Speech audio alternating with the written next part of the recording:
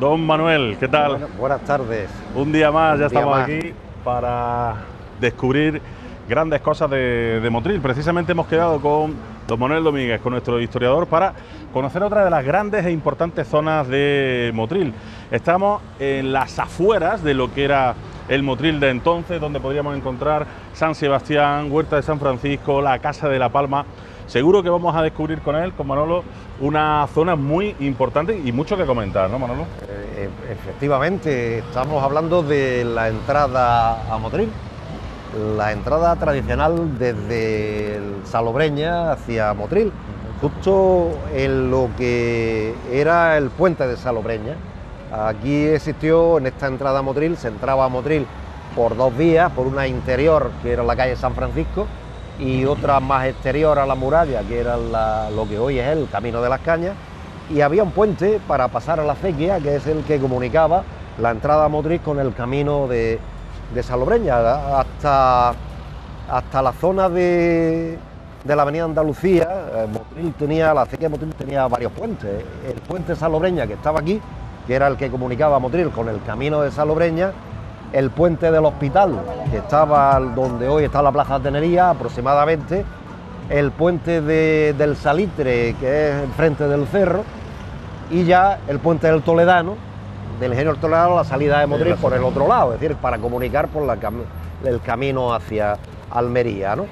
Evidentemente, esta zona de aquí, estábamos a las afueras de Motril, lo cual no quiere decir que no tuviera su importancia. En el sitio donde estamos situados ahora mismo, había dos casas grandísimas, antiquísimas. Una de ellas se conocía como la Casa de las Lonas. Debió pertenecer las casas pues a algunos nobiliarios como la Condesa de Donadio o la de Valera, seguramente, pero había dos casas que se conservaron hasta prácticamente los años 90, se conservaron hasta que se hace este edificio donde estamos ahora mismo, dos casas antiguas, y a continuación la Casa de la Palma. Y lo que había en la avenida de Salobreña era un pequeño camino que, para evitar en los años 60 pasar por la tradicional carretera que unía Málaga con Almería, que era el Camino Las Cañas, se abre la avenida de Salobreña, la carretera nacional, a través por el sur de Motril, rompiendo un poco pues ese esquema tradicional que no se construía nada por debajo de la acequia. Claro. Y que en los años 60 pues se abre la carretera que circunvala Motril para evitar pues, que el tráfico, que empezaba a ser notable ya en los años 60, tuviera que pasar todo por el Camino Las Cañas, ¿no? Aunque los autobuses seguían pasando por el Camino Las Cañas porque la estación de autobuses estaba en la calle Nueva o las Cuatro Esquinas después, ¿no? Antes de construirse la de la calle Las Cruces. Y aquí evidentemente era pues la plaza de entrada, el camino de entrada a Motril. Toda la parte de enfrente eran huertas, alguna de ellas fue una huerta de claveles muy famosa, desaparecida hoy, pues justo enfrente de la avenida Salobreña. La huerta del Senador, que también era muy antigua, ya tan antigua como tiene sus primeros documentos de principios del siglo XVI o finales del siglo XV, ya existía la huerta del Senador, la acequia, lógicamente, la acequia principal, y si nos vamos hacia la entrada nos encontramos pues también edificios importantes. Uno de ellos pues sería posiblemente lo que hoy es la Casa de la Palma, que era una fábrica de azúcar anterior a lo que hoy es la Casa de la Palma. Sí, una fisonomía bastante diferente. Sería distinta, absolutamente, se arregló. Pues si te parece, nos acercamos un poquito porque encontramos ahí, sería San Sebastián, la ermita de San Sebastián y la casa de... Y la subida, este camino que hoy se conoce con el nombre de Marquesa de Calle Avenida, Marquesa de Esquilache, era el camino de las Yeseras. De las Yeseras. De las Yeseras. Era un camino que seguramente llevaría pues a algún sitio donde habría una producción de yeso, ¿no? Seguramente el camino de las Yeseras.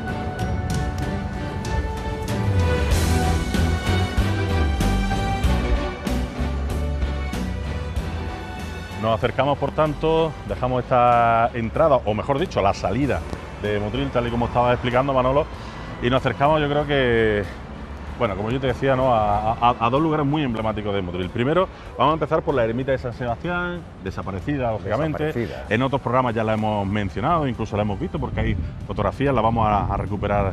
Y que está ubicada justo enfrente de La Palma, en estos jardines, ¿no? Efectivamente, aquí decíamos que estaba la ermita de San Sebastián, decíamos que debió existir San Sebastián, la devoción a San Sebastián desde 1520 al menos, porque sabemos que tenía una capilla en la iglesia mayor y que pues seguramente a partir de 1520 debieron hacerle una ermita aquí, a la entrada de Motril, como era costumbre hacer las ermitas.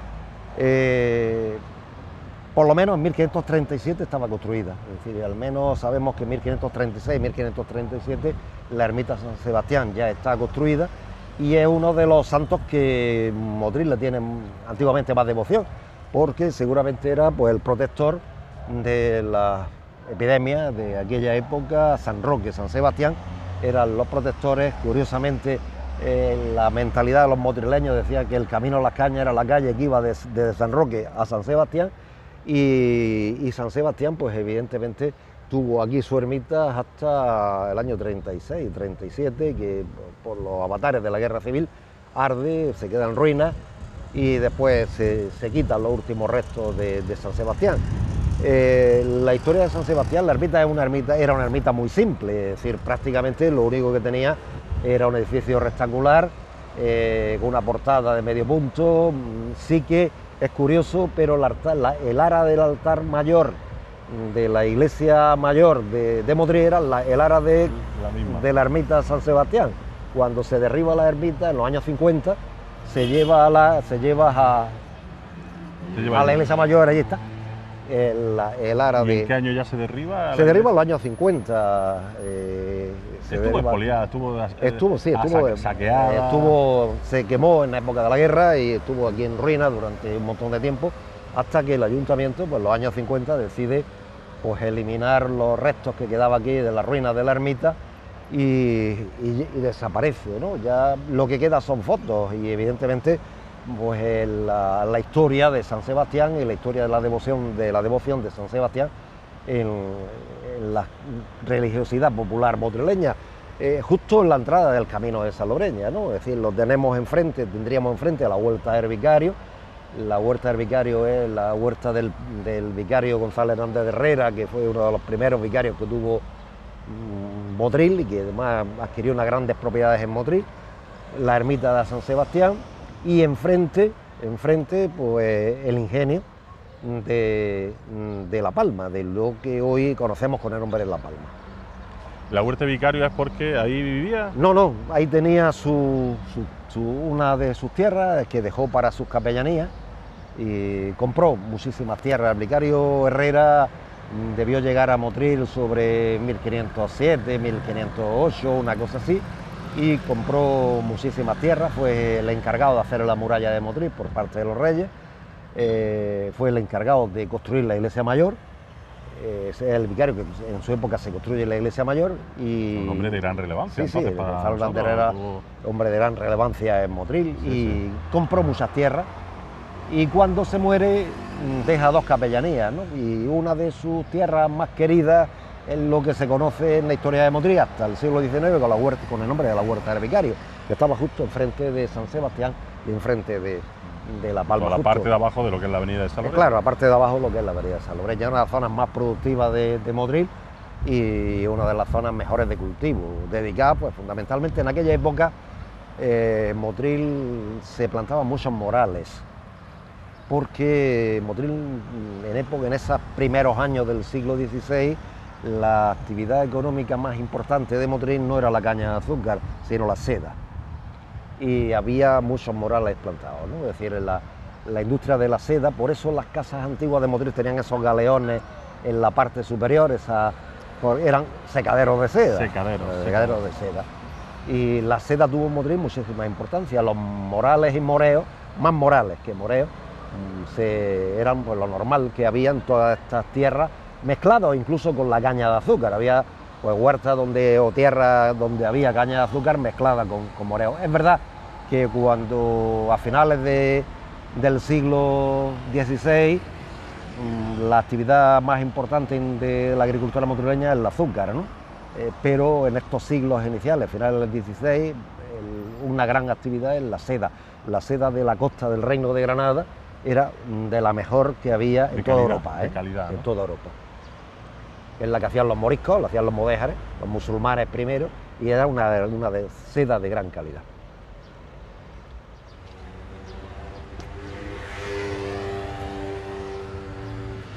Pues nos acercamos en esta zona central, decíamos que la ermita de San Sebastián quedará aquí hacia nuestra izquierda en estos jardines, a la derecha tenemos la Casa de la Palma.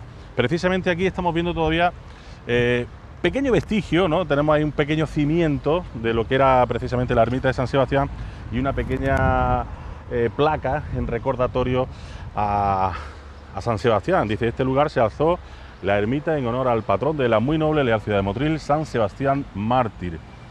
Se erige como patrón de nuestra ciudad a expensas de la Hermandad Sacramental de Motril en enero de 1523 en voto sagrado y perpetuidad ante una pandemia de peste que diezma a la población. El 25 de julio del 36, en la contienda de la Guerra Civil Española, la ermita y su patrimonio fue pasto de las llamas. Todavía conservamos algunas fotos de cómo quedó después de ese incendio. En enero del 2014, en la festividad de San Sebastián Mártir y en honor del patrón, se alza esta placa en el lugar donde en su día se hallaba esta ermita. Como decimos, tenemos unos pequeños cimientos en este jardín que se han acordonado para preservarlos un poco. Y siempre está bien, ¿no, Manolo? El tener ese recuerdo y ese cariño de alguna forma. Yo, en mi época de concejal, limpié estos cimientos. Sí. En época limpié, precisamente con personal del área de cultura, se limpió estos cimientos que estaban en superficie y me hubiera gustado pues que se hubiera hecho una excavación, ¿no? En su replantear. Porque podría haber cosas debajo, ¿no? Algún tipo de enterramiento es posible que quede algo.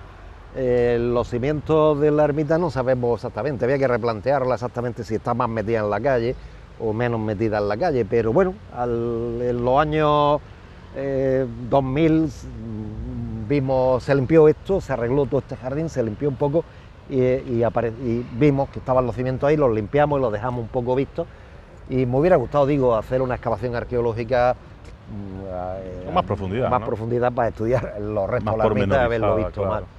Decía que sabemos constancia documental desde 1534-35, antes no sabemos si la ermita existió, sabemos que había una capilla, como decía, en la iglesia mayor, porque en el testamento de Pedro Vitoria, del primer Vitoria que hubo en Motril, que vino con los conquistadores cristianos y fue el alcaide de Salobreña, en su testamento él dice que tiene una capilla donde está San Sebastián y que hay una hermandad de San Sebastián y tal, pero no sabemos si efectivamente fue por el voto de la peste de 1523 o no, porque no hay datos de ese, no hay datos de que la capilla se levantara en 1523, sabemos que está en 1536, como 37. mínimo la ermita duró 100 años, como mínimo, 100, porque 100.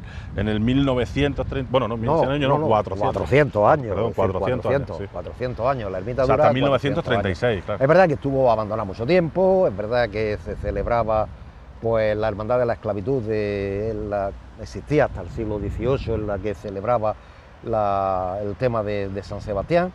Después, como fue el patrón del comercio, se celebraba también.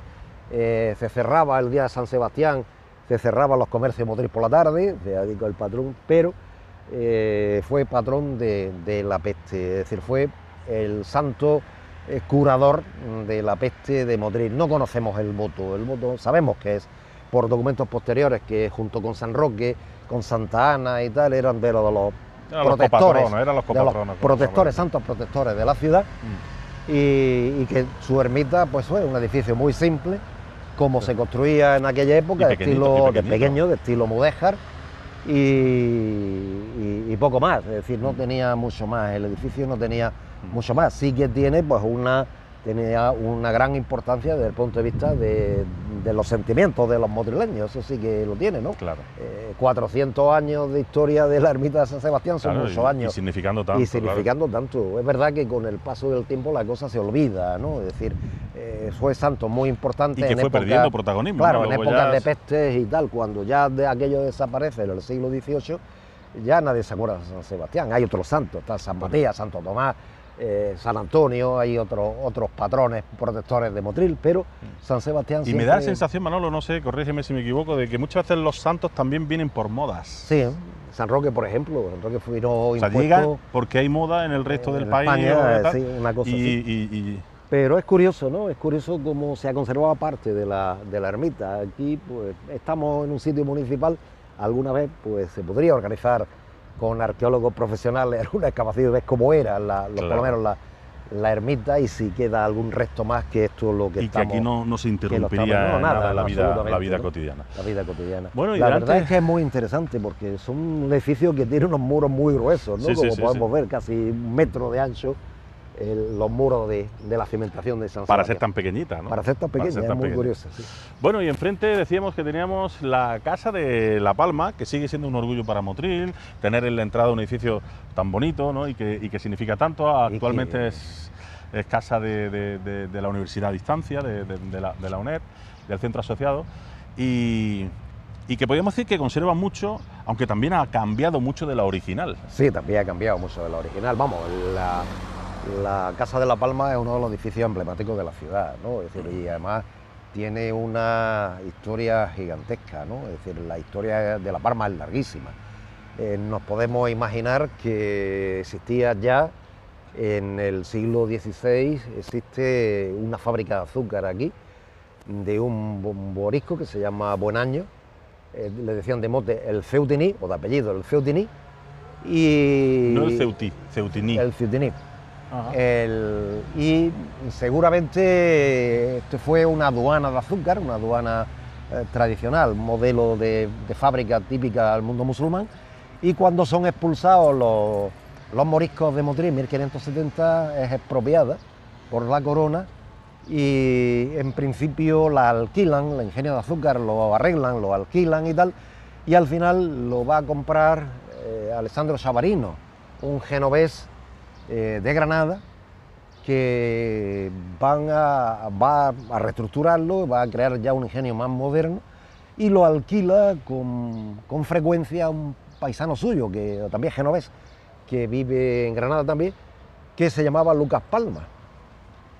Este Lucas Palma, durante muchas temporadas de azúcar, en esos años de 1577, 80, 80 y tanto, arrendaba el ingenio de azúcar, molía cañas en él, y en Motril, pues el ingenio de Lucas Palma se terminó conociendo como el ingenio de La Palma. Claro. Nada que ver con las palmeras, sino con el nombre de un genovés, de Lucas Palma, el nombre de un genovés que curiosamente después el sitio de las palmeras ya lo hemos confundido. En el siglo XVII esto lo compra la familia Savarino de Granada, una familia muy importante, banqueros, comerciantes genoveses afincados en Granada, muy importante. Lo van a vender a la familia Victoria. Antes comentaba yo que uno de los primeros Victorias que llega a Motril, que tiene su capilla dedicada a San Sebastián en la iglesia mayor, y que en su testamento de 1520 la recogía. Bueno, pues esa familia es el que compra la Casa de La Palma a mediados del siglo XVII, del siglo XVII, compran la Casa de La Palma y la arreglan. En 1650 es cuando se construye este edificio que estamos viendo hoy. 1650. Y costó la friolera casi de 50.000 ducados construir este edificio que estamos viendo hoy. No el ingenio que estaba por detrás de la Casa de La Palma y que se conservó hasta los años 80 cuando se derriba. Y 50.000 ducados era una cantidad impresionante. Es decir, que aquí hicieron su edificio la familia Victoria. Don Juan de Victoria y Castro hizo su gran edificio y por detrás tenía su fábrica de azúcar. La fábrica de azúcar de La Palma conserva su actividad industrial hasta finales del 18, cuando la caña de azúcar entra en crisis. Este ingenio se cierra, se queda el edificio, se queda como patrimonio de La Palma, de la familia Victoria. Curiosamente, el último Victoria fue don Pedro Victoria y Ahumada, que muere a principios de finales del 19, y curiosamente don Pedro Victoria y Ahumada deja La Palma para que se establezca en Motril una institución educativa en su edificio. Por eso se construye el reloj, para la hora de entrada y salida a esa institución educativa.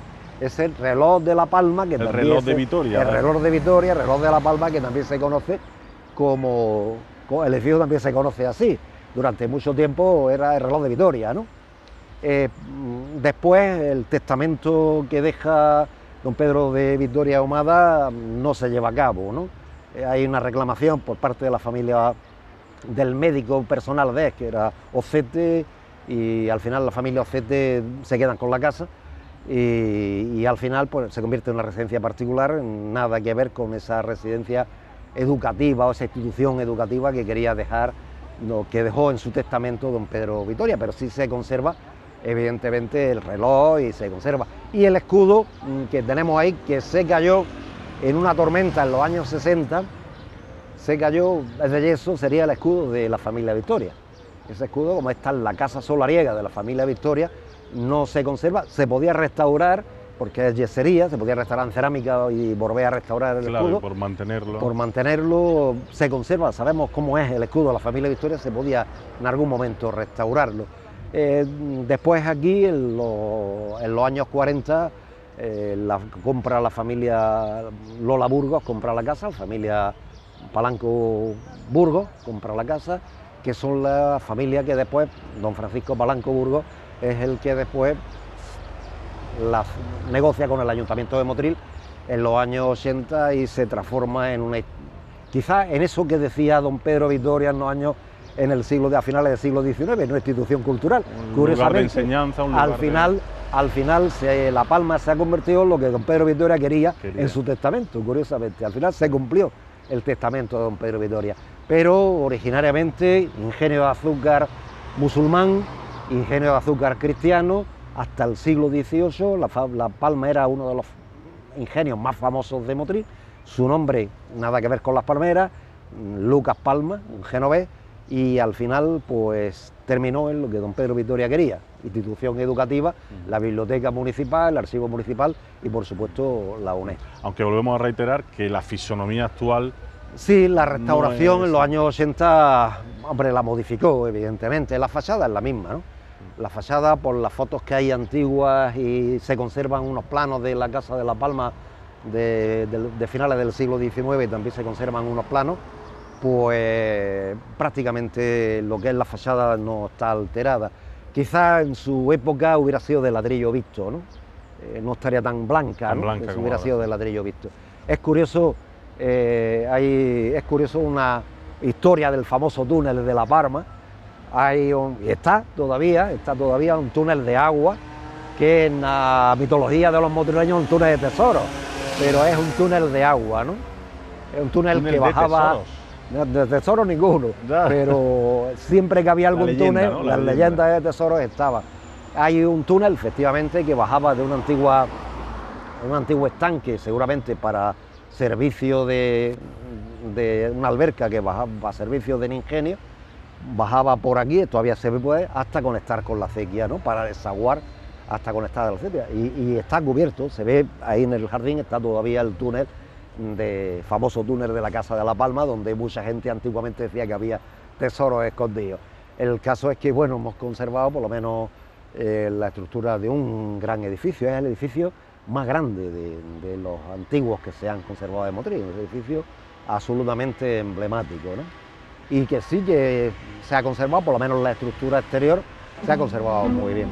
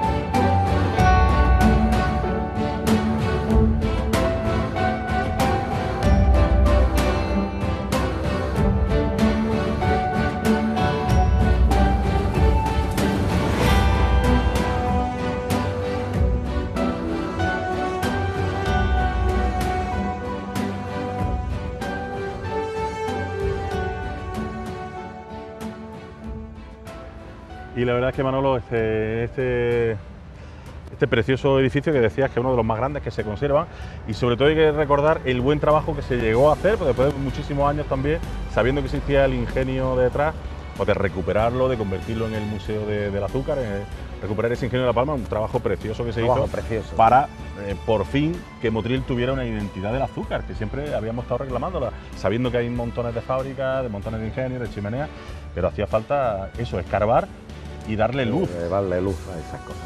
Bueno, pues efectivamente, la huerta de La Palma se reclasificó y se construyó. Y había un solar en la parte de atrás de La Palma, un solar que el ayuntamiento pues pensó hacer una plaza. Y enfrente justamente vivía en aquella época, estoy hablando de principios de los 80, o los 80 y tantos, 65, 64, 65, vivía Manolo Santaella, que era concejal del Ayuntamiento de Motril en aquella época. Y cuando la máquina empieza a trabajar para hacer la plaza en la parte de atrás de La Palma, empiezan a salir los restos del ingenio de azúcar. Manolo Santaella aquel día pues da para la obra, y gracias pues a aquella intervención de Manolo Santaella se pudo recuperar los restos, los pocos restos que quedaban del ingenio de La Palma. El ayuntamiento en los años 90 le encarga al mismo arquitecto que hizo la restauración de La Palma una restauración de un primer museo preindustrial que estaba sin cubrir, se hace con la prensa de vigas, se hace toda una especie de jardín, sí, de con cimientos al descubierto, con todas las piedras al descubierto y tal, y después 2005, 2006 aproximadamente, no me acuerdo la fecha, pero a mediados de la primera década del siglo XXI, se transforma y se hace una buena intervención creando lo que nosotros conocemos como Museo Preindustrial de Motril, y como decía, pues poniendo en valor pues una de las historias tradicionales de Motril. Es curioso, yo siempre lo cuento cuando he dado conferencias sobre el tema de ingenios azucareros de Motril, que ya he dado algunas en mi vida, siempre cuento, es decir, es curioso, pero la historia del azúcar de Motril fue 500 años, al menos, si empezamos a hablar del siglo XVI, 500 años. Motril no ha conservado nada, excepto este trocito del ingenio de La Palma. Pero en Motril hubo 11, 12 fábricas de azúcar, no sé cuántas, 14, 15 casas de blanqueo, no sé cuántas fábricas de quebrado y mascabado y tal, no ha quedado nada. Claro. Es decir, no ha quedado ni... Es curioso que de algún lado debe estar, yo siempre lo digo, nunca he tenido la suerte de tropezármelo. El azúcar se hacía en porrones, se hacía en forma cerámica, aproximadamente de una cabida de 5 o 6 arrobas. ¿Dónde están? Casi de un metro. Sí, sí. ¿Dónde están todos esos porrones de miel y todos esos restos que se fabricaron? Debieron fabricarse miles. Claro. Miles. Cuando se secaba el azúcar y se blanqueaba el azúcar, ese cono de azúcar, esa forma de azúcar se vaciaba. Claro, que se quedaba aquí, que no se transportaba. No se transportaba regular. ¿Y dónde están todos los restos de todo eso? No lo sabemos. Debe estar enterrado por algún sitio, pero curiosamente no ha quedado resto de nada. Es decir, el único resto que ha quedado... Eran de barro, ¿no? Sí, eran de barro. Pero el único resto de fábrica de azúcar ha quedado esta. Y tuvimos 10 o 12 fábricas de azúcar, otras tantas casas de blanqueo, otras tantas fábricas de quebrado, 500 años fabricando azúcar y no conservamos nada más que este pequeño resto, que por lo menos ya es importante, ¿no? Porque hombre, por supuesto, al menos se conserva un poco la historia la historia azucarera de la ciudad, la historia azucarera antes de la industrialización, ¿no? Tuvimos la suerte de que aquel día Manolo Santaella tropezara con aquello y la máquina parara la obra. Gracias a él pues se pudo mantener esta historia del Museo Preindustrial y que se ha mejorado con el paso del tiempo, y hoy es uno de los sitios más visitados de Motril. Curiosamente está muy bien organizado y bien montado, con lo cual sí, pues, muy bonito y merece la pena verlo. Además pequeñito, merece coqueto y merece la pena verlo. Y explica muy bien, ¿no? También la preindustrialización del azúcar, ¿no? Y efectivamente además está en un entorno como la Casa de La Palma, es decir, que no solo es el museo, sino el edificio de la Casa de La Palma, que ya tiene envergadura suficiente como para explicar un poco también el entorno del Museo Preindustrial. Y se ha conservado relativamente bien. Toda esta cerca que vemos de la Casa de la Palma es la original, ¿no? Por lo menos la del siglo XIX que conozcamos, o el siglo XVIII que conozcamos, justamente enfrente de donde estuvo la ermita San Sebastián. Esta calle se llama Marquesa de Esquilache, se le puso Marquesa de Esquilache, ahora explicaremos por qué, porque está relacionado, luego lo explicaré por qué, doña Pilar de León y Gregorio del Marquesa de Esquilache, porque está relacionado con la fábrica del Pilar. Hablaremos de la fábrica del Pilar y hablaremos un poquillo de la historia de la fábrica del Pilar. Y en recuerdo a ella se le puso a esta calle, camino antiguo, camino de las Yeseras. Las Yeseras. Se le puso... Y luego Marquesa de Esquilache. Marquesa de Esquilache o Camino de la Palma, porque al fin y al cabo es como lo conocía la gente de Motril, el Camino de la Palma.